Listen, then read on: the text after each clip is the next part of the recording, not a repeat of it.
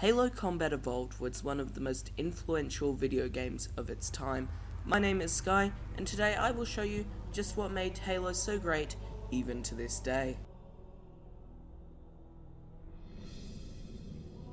It all began with a song, one so recognizable it reaches Super Mario levels of fame. The reason behind what made Halo's soundtrack calming yet stressful and intense all at the same time when need be was because of one man.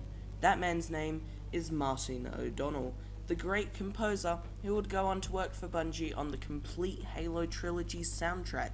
His masterful skills created one of what I think may be some of the best music to ever be made.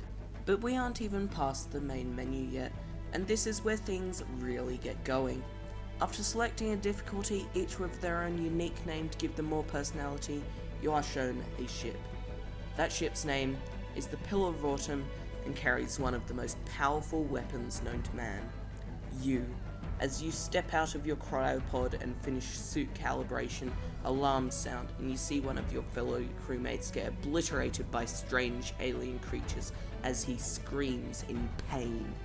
With no weapons on hand, all you can do is watch as they shoot his lifeless corpse before moving along to find their way to their goal. Once again, that goal is you, because you are the only thing standing in the way of the Covenant and Earth.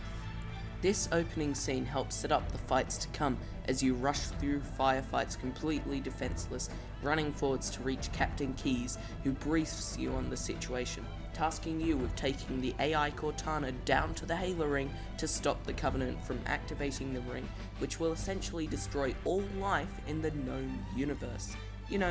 Just a normal day in the life of a super soldier with brain hemorrhage. After escaping the ship on an escape pod with just a measly pistol and assault rifle, you and your squad of Marines crash land onto Halo, and because you and Cortana have plot armor, you and Cortana are left the only people alive. That is, if an AI counts as a person. You see that other pod squads may have survived the crash and head towards the crash sites to look for survivors. As you walk over a hill, a clean and metallic structure in the middle of the valley appears alien and strange, almost as if it was never meant to be there.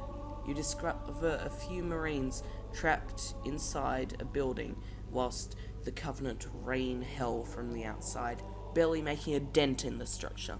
It seems to be made out of something you've never encountered before.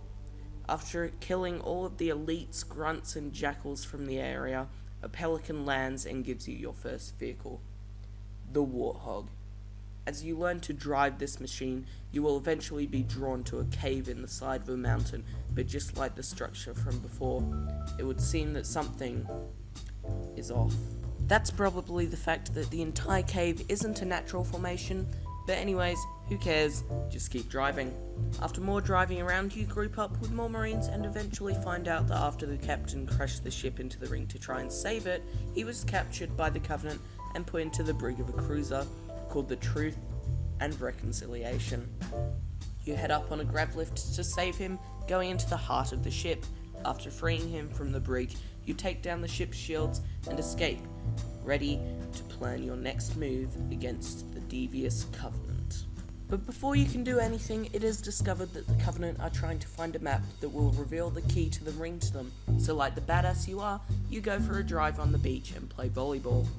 Okay, so what actually happens is that you head down into another alien structure, kill a sword-wielding guy that always scared the shit out of me as a kid, and find out what the Covenant seek as the control room to Halo, where they can activate the ring.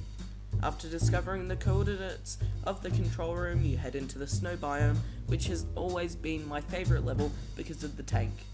Literally just the tank. After going through one of the most exciting and engaging levels of the game that I am too lazy to explain, your girlfriend Cortana tells you there are alien parasites dubbed as the Flood, also known as the space zombies of Halo, are currently trapped in the ring, and Covenants are about to release them like the dumb fucks they are. So you travel into the forest into an ancient temple created to contain the Flood, but you are too late. The Covenant have released the Horde, and now their only goal is to spread, infect, and eat, and you might just be the perfect appetizer. Escaping the temple, you hurry deeper into the jungle, turned around with no end in sight. But then a bright light flashes before you, and a certain glowing ball appears in front of you.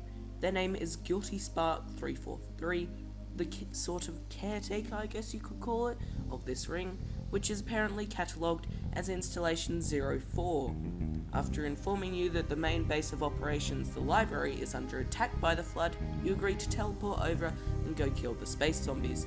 Thus began the worst level of the entire Halo trilogy, a barrage of winding corridors and endless mazes as zombie waves just keep coming, being absolutely relentless. This level gets a lot of flack for being stupid with the way everything is designed, and a lot of people playing it just run through as there is no real reason to kill anything, as they will just keep spawning. Even Bungie themselves have said that the library was one of their worst ideas to date. Once you finish the hellish maze of the library, it turns out the captain has been captured again and is being interrogated on a Covenant cruiser yet again. But then you board the ship, you discover that the Flood have begun to attack not only the humans on the surface, but also the Covenant up above. Guess that backfired a bit, didn't you, you dumb shit?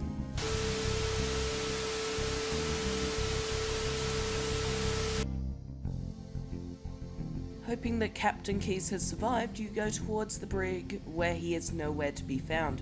Continuing onwards, you eventually discover Keyes being integrated into a sort of Flood blob.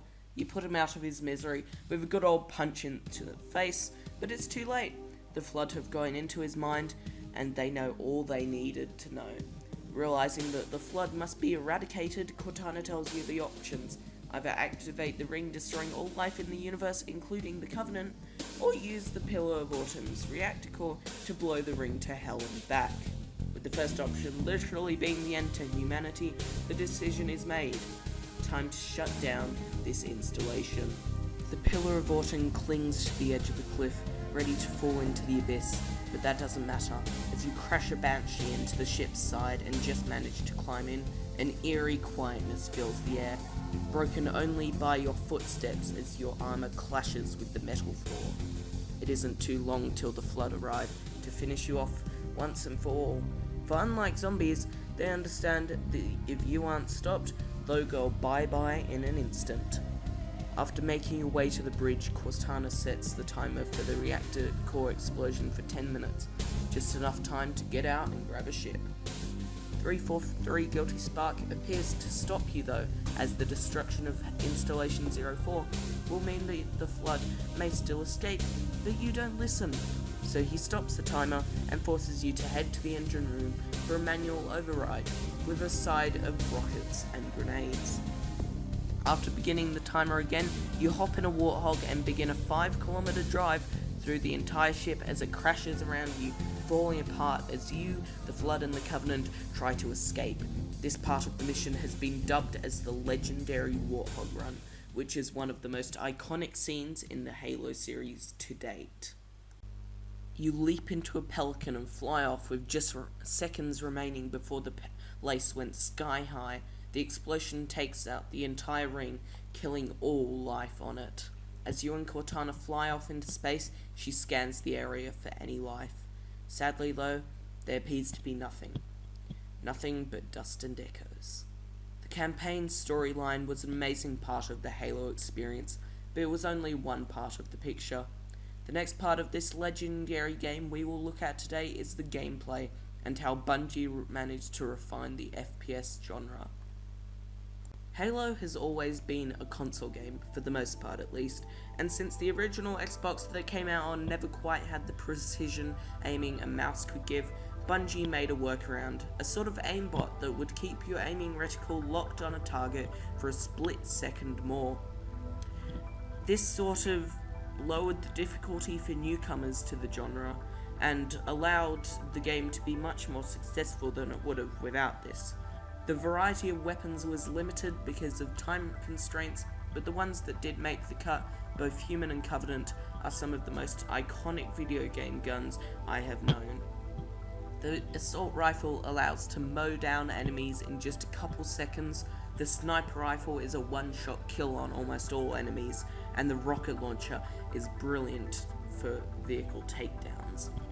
The shotgun is overpowered at close range, and due to the last minute changes, the Magnum pistol can be a deadly weapon in any fight. But that's only the human side. There were only 3 Covenant weapons in the first game, but they definitely proved useful. The plasma pistol is useless in any fight, but with a powerful charge it can knock out a combatant's shields in one go. The plasma rifle is basically a less powerful version of the assault rifle, but the real good weapon from the Covenant is a Needler, a gun that can track a target and follow it, course correcting to kill. And with enough direct hits, the crystal ammo in the gun can deal explosive damage on an enemy, dealing insane damage to anyone. Talking about enemies, I think it's time we dive into the different aliens who have come to wreak havoc upon the Halo ring.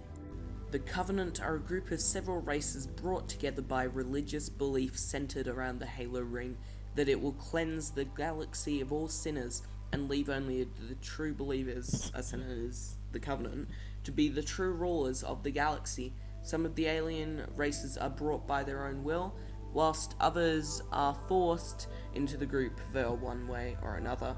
The main groups in the Covenant are the elites, who pride themselves on being legendary warriors who rule the galaxy. 2 other common groups associated closely with the elites in squads are the Jackals and Grunts. The former use shields to protect themselves against attacks, whilst the latter use nothing but their ability to be cowards and run away to survive you.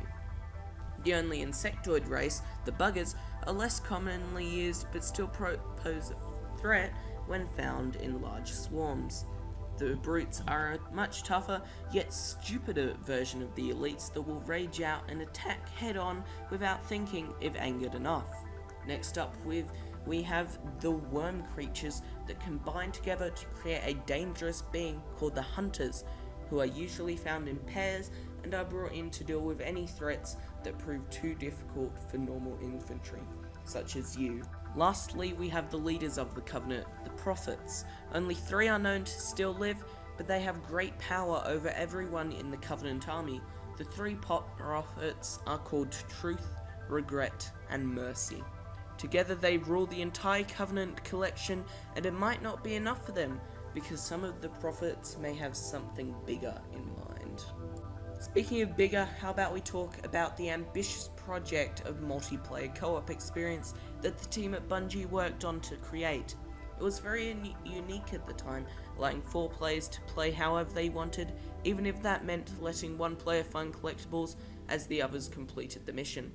Because instead of having everything on one screen, never allowing players to split off, Bungie innovated and gave players the option of split screen, where no one was restricted and people could do whatever they wanted. It was absolutely fantastic. And then Halo 5 came along and completely deleted couch co-op from the formula. But that's for another video. Now that's all over, I should probably say sorry for literally no content for like a month straight, but I've had some stuff going on. Now that it's all sorted though, expect more regular episodes of the Catastrophic Show as I dive deep into all of the Halo games, new and old. And if you have enjoyed this episode, feel free, I am running on like 2 brain cells, it's like 10 o'clock at night, as it'd really be a big help if you subscribe, just please subscribe. Anyways, I've been your host, Sky, and until next time, adios, you fucking twats. I try to keep it wholesome, I'm not a cursed